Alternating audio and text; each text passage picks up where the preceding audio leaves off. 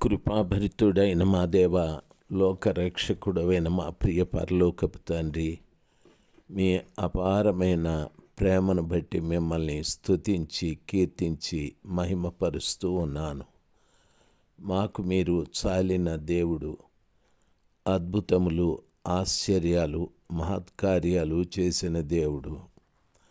తండ్రి, మా ముందు వెనక మీరుండి మమ్మల్ని ఆవరించి మీ దక్షిణ హస్తము మా మీద ఉంచి నడిపిస్తున్న దేవుడవు.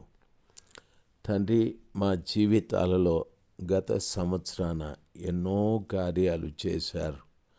ఈ సంవత్సరమున కూడా ఎన్నో కార్యాలు మీరు చేశారు.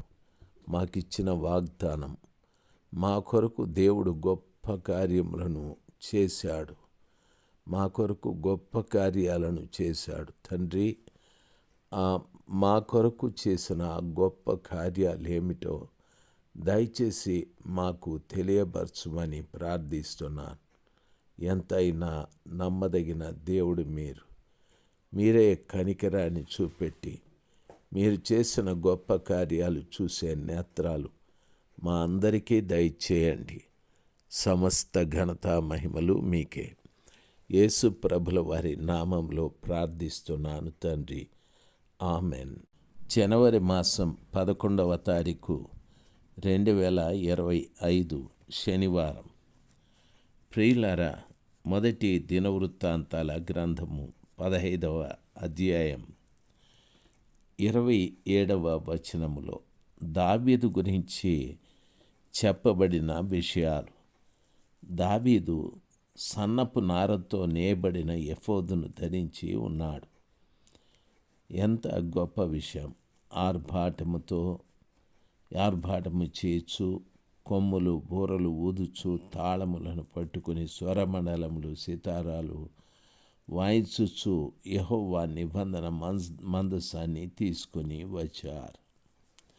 రెండవది, ఆయన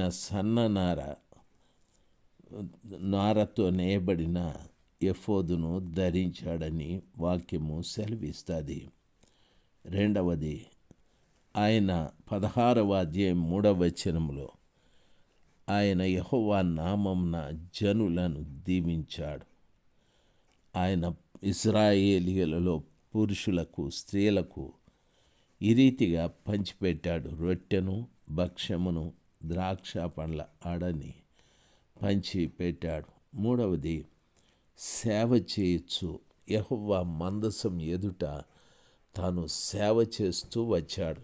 నాలుగవది, 16వ అధ్యాయం 4వ వచనంలోనే ఆయన యెహోవాను, దేవుడైన యెహోవాను ప్రసిద్ధి చేయుటకు, వందించుటకు, ఆయనకు స్తోత్రములు చెల్లించుటకు లేవీయులలో కొందరిని నియమించాడని వాక్యము సెలవిస్తుంది.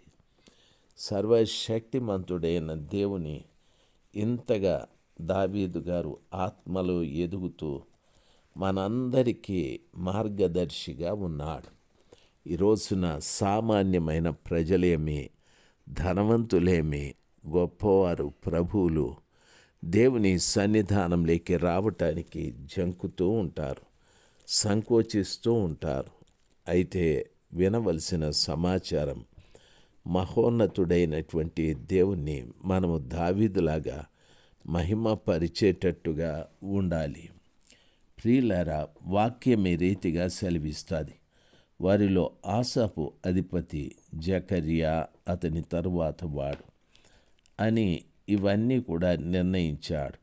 నిబంధన మందసం ఎదుట బూరలు ఊదువారు.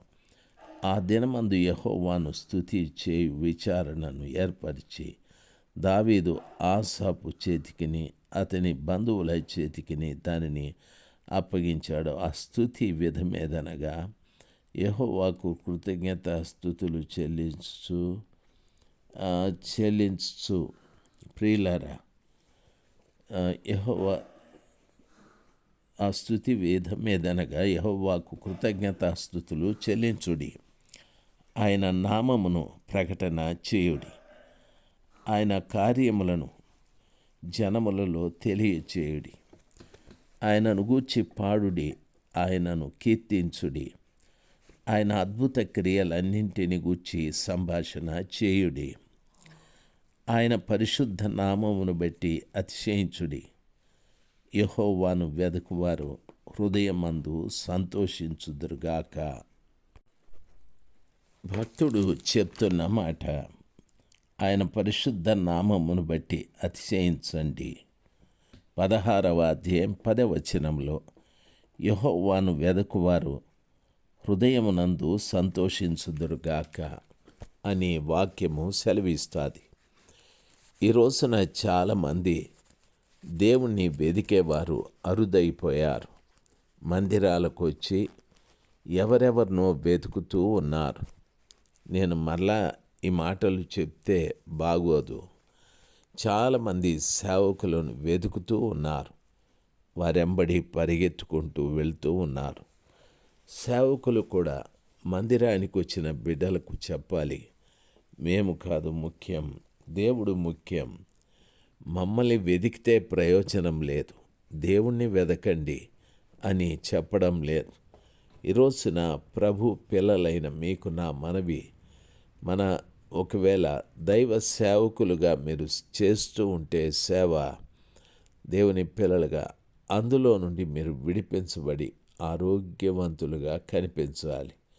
రెండవది, దేవుని వాక్యం సెలవిస్తుంది, ఆయన మందిరంలోనికి మనం ప్రవేశిస్తే, ఆయన సన్నిధానంలోకి మనం ప్రవేశిస్తే దేవుడు సంతోషించేటటువంటి గొప్ప ఆనందాన్ని ఆ సర్వశక్తిమంతుడైన దేవుడు కలుగజేస్తాడు.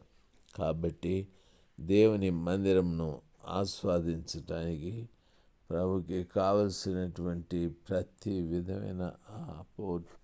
ప్రతి విధమైనటువంటి కార్యాలు జరిగించి మన హృదయాన్ని ఆ కృపగల దేవుడు సంతోషపరుస్తాడు. యెహోవాను ఆశ్రయించుడి, ఆయన బలమును ఆశ్రయించుడి. ఆయన సన్నిధి నిత్యము వెదకుడి. ఆయన దాసులకు ఇశ్రాయేలీయుల వంశస్థులారా, ఆయన ఏర్పరచుకునిన యాకోబు సంతతి వారలారా, ఆయన చేసిన ఆశ్చర్య కార్యములను జ్ఞాపకము చేసుకొనుడి. ఆయన సూచక క్రియలను, ఆయన నోటి తీర్పులను జ్ఞాపకము చేసుకొనుడి. ప్రభు మన జీవితంలో చేసిన ప్రతి మేలుని జ్ఞాపకము చేసుకోవాలి. దేవుని మందిరానికి వెళ్ళినప్పుడు, దేవుని మందిరానికి వెళ్ళి ఆ మందిరంలో ఏవో నష్టాలు, నాకు ఈ రోగము, నాకు ఈ సమస్య, నాకు ఈ బాధ, నాకు ఈ విచారము, దుఃఖము అని అక్కడ మనము మొదలు పెట్టకూడదు. దేవుడు ఆ స్థలంలో ఉన్నాడు. ఆయన ఎదుట ఆయన చేసిన గొప్ప కార్యాలను గూర్చి మనం మాట్లాడుతూ ఉంటే ప్రభు సంతోషిస్తాడు. ఎప్పుడు కూడా ఆయన నామాన్ని మహిమపరిచే బిడ్డలుగా, ఆయన నామాన్ని ఘనపరిచే బిడ్డలుగా మనము ఉండాలి. దేవుని వాక్యం ఆ రీతిగా సెలవిస్తుంది. ఆయన మన దేవుడైన యెహోవా, ఆయన తీర్పులు భూమి అందంతటా జరుగుచున్నవి. మీ సంఖ్య కొద్దిగాను, మీరు స్వల్ప సంఖ్య గల జనులుగాను, కనాను దేశంలో అన్యులుగాను ఉండగా కొలవబడిన స్వాస్థ్యముగా దాన్ని నీకిచ్చాడు. ఆయన అబ్రహాముతో చేసిన నిబంధనను మేరక ఉత్సాహముతో చేసిన ప్రయాణమును ఏర్పాటును నిత్యము జ్ఞాపకం చేసుకొనుడి. ఇస్సాకుతో చేసిన ప్రయాణమును ఏర్పాటు నిత్యము జ్ఞాపకం చేసుకొనుడి. 1000 తరముల వరకు ఆ మాట నిలుచునని ఆయన సెలవిచ్చాను.